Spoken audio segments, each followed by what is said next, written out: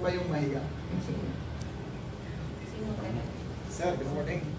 Yes, sir, yes. Maipangako mo bilang kandidatong senador sa darating pag ikaw ay palarin na maging senador? Okay, magandang question. Ano ho ang maipapangako ko daw? So, ang pangako, sabi nila, laging napapako. Sa iba yun, huwag ninyong gayahin yung ating ditong kandidato ngayon, number 32 nga po sa balota. Captain Relly Jose Jr. po ulit. Anyway, number 1 po ho talagang babantayan.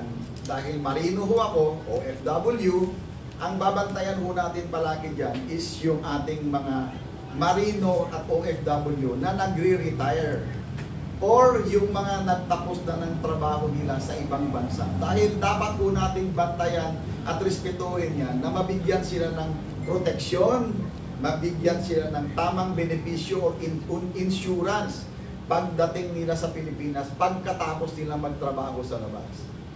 Let's face it, the reality is that hindi ho lahat ng naging kapitan na katulad ko po, no, or chief engineer dyan, or OFW, ay naging asensado ang buhay. No? Hindi po lahat ay naging maswerte. No? Dapat po nating bigyan ng proteksyon na pagka sila ay nag-retirement lang, sana pag-uwi nila dito, meron silang mapuntahan kahit papaano trabaho or kahit papaano retirement. No? Ang dami ho nating mga OFWs dyan or mga seafarers na alam natin matatalino na pwede pang magtrabaho. No? Eh, hindi naman lahat eh, hanggang 60 lang eh, okay na. O hanggang 60 lang eh, pwede nang huminto ng pagtatrabaho sa labas. No? Dito hindi pwede yun. Sa atin pwede pa natin gamitin yun. Nandyan ho ang mga agencies na pwede silang bigyan ng trabaho. Nandyan ho ang DMW, nandyan ho ang OWA, nandyan ho ang Marina, nandyan ho ang at marami pang iba, no, ng mga agencies o DFAs, no, na pwede silang gamitin. Hindi na natin kailangan magpadala sa labas ng mga estudyante natin o mga ite-train natin ng mga tao para lang magtrabaho sa government natin na nangyayari po ngayon. Yan hong mga OFWs na yan na nag-retire sa labas, eh talagang meron na hong laman yung mga talino niyan, yung mga utak niyan, eh marunong ng mag-handle ng management ng isang agency sa atin na pwede natin bigyan ng pagkakataon na bigyan naman natin ng trabaho or insurances pag retire nila. Pangalawa po is yung trabaho. Ang dami hong umaangal, ang dami hong umiiyak, mahal na daw ang bigas, mahal na ang bilihin, mahal ang gasolina, mahal na ang edukasyon, mahal na ang elektrisidad, mahal na po, no? Paano ho natin mapapahinto ang mga yan? Ito nga ho, magbigay ho tayo ng trabaho. Bigyan nyo ho ng chance kami, no? Yung aming capacity na paano namin mapapaunlad ang bayan namin bilang isang marino OFW. Okay? Bigyan ho natin ng maraming infrastruktura ang Pilipinas, buong Pilipinas. Pwede ho natin gawing maritime hub ang Pilipinas.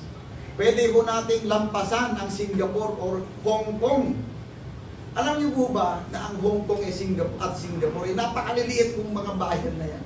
Mga bato lang ho yan na reclaim. Pero ang yayaman nila. Bakit? Number 1 ulit, uulitin ko ho. Number 1 na tinatanggal sa mga bansang yan, yung korupsyon. Tanggalin ho natin yan. Yung sistema ho natin ang talagang nakakalungkot na dapat nang baguhin. Tanggalin ho natin yan. At pag-isipan ho natin, pag yung infrastructure ay naikot natin sa buong Pilipinas, maglagay ho tayo ng maraming puerto, maglagay ho na tayo ng lahat, including the maritime security, palibutan natin yung ating bansa ng seguridad. No? Pag yan ay natupad natin, at nailagay natin yung infrastructure na yan, dugtong-dugtong na ho yan, domino effect, magkakaroon ng trabaho ang napakaraming Pilipino. Shipyard is one. Kaya nating magtayo ng shipyard natin. Maritime ho yan. Tourism is another one. Ang tourism, kailangan ho ninyo ng maritime knowledge para matuloy ang turismo. Bakit? Kailangan nyo magtayo ng maraming puerto. Archipelagic ho ang Pilipinas. 7,641 islands ho tayo. So, huwag yung sabihin na hindi tayo magiging asensado pagdating sa turismo. For your information, dumating mo tayo sa mga bagay-bagay na yan. No? Sa maritime facts lang natin, tingnan lang muna. Tingnan natin kung gaano kalaki yung isang bansa gaya ng Singapore. Singapore is only 750 square kilometer. 750. No? Hong Kong is only 1,115 square kilometer. 1,115 lang po yan. Ang Pilipinas po is 300,000 square kilometer. Bakit po sa tingin natin mukhang mas mayaman pa sila sa atin? Mayaman po tayo sa natural resources. Napakayaman po natin. Sa isda pa lang, okay na tayo. Kaya natin mag-ani ng sarili nating bigas. Pero bakit hanggang ngayon nag-i-imported tayo? Pati sibuyas, kamatis yata naka-imported na. Dumating tayo sa panahon na pati isda, ini-import na natin. Ano ba naman yan? Di ba? Ang yaman natin, buong Pilipinas, iputan lang natin yan. Ang daming trabaho, ang dami nating pagkain. Hindi ho tayo magugutom. Babalik tayo doon kanina. Si Singapore, 750 square kilometer. Si Hong Kong is 1,150. Si Pilipinas ay nasa 300,000 square kilometer. Bakit mukhang mas mayaman sila sa atin? Di ba? Bakit hindi tayo napagaya sa kaunlaran nila? Di ba? Ang dami natin pwedeng gawin.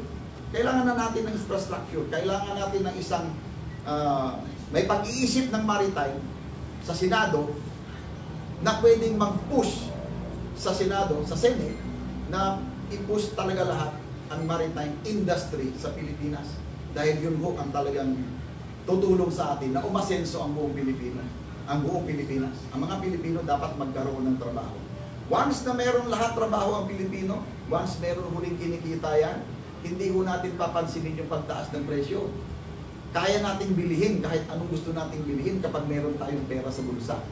Pero kaya tayo umaangal ngayon na napakahirap ng buhay kasi wala ho tayong trabaho. Yun ho ang realidad nun. Isa pa, yung ating moral recovery. Dapat po magkaroon na tayo ng disiplina ulit. Uulitin ko ho, matatandaan nyo kung sino nagsabi nito. Sa ikauunlad ng bayan, disiplina ang kailangan.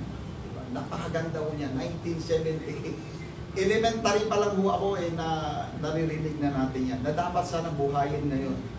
Ibalik natin yung disiplina. Nakakalimutan na ho natin yan. Mental health. Isa pa yan na dapat tutukan ng ating gobyerno. Tututukan din po natin yan. Ilan ho ang seaman na nagpapakamatay? Nakakahiyang sabihin.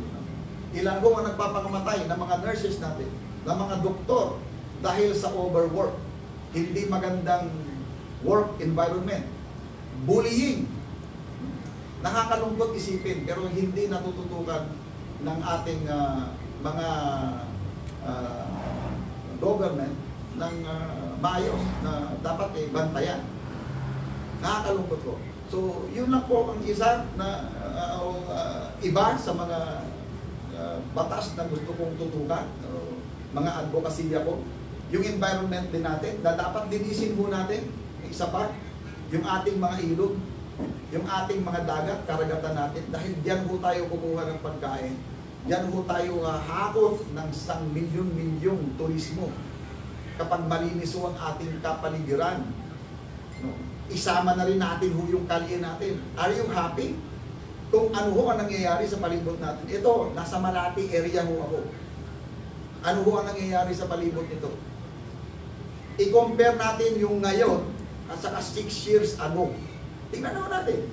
Kayo na ho ang maghusga. Kayo na ho ang humusga. Ano ho nangyari sa paikot-ikot natin dito pag umikot ka ho. Kung ano ho kadami at paano ho naging mukhang basura na ho kung saan tayo nakatayo ngayon. Environmental friendly ho tayo. Kailangan hong bantayan natin yan. Pag kami marino, pati usok ho ng barko, binabantayan namin. Tubig, dapat laging malinis. No? Dapat tutukan natin yan. I think napahaba yung aking sagot sa iyong question. Isa pa lang yan.